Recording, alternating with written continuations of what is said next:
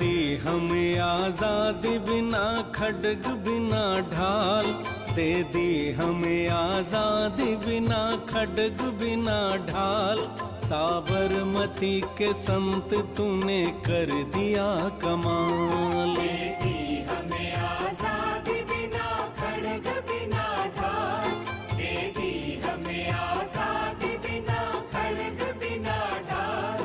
साबरमती के संत तूने कर दिया कमाल। आंधी में भी जलती रही गांधी तेरी मशाल, आंधी में भी जलती रही गांधी तेरी मशाल।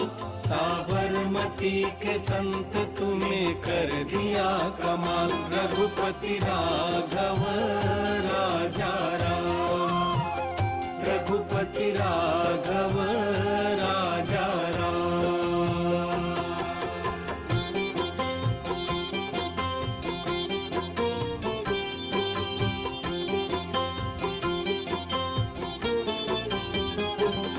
धरती पे लड़ी तूने अजब ढंग की लड़ाई, दागी न कहीं तोप न बंदूक चलाई।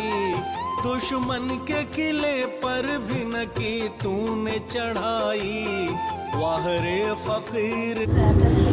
आपल्याला दिसते की ओमकारजी हे सूत कताई करत आहेत।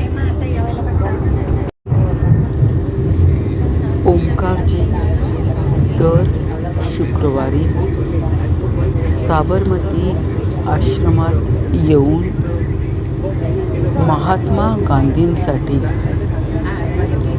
स्वतःच्या हाताने सूत कातून हार बनवतात। अशा तऱ्हेने दर शुक्रवारी हा हार बदलला जातो।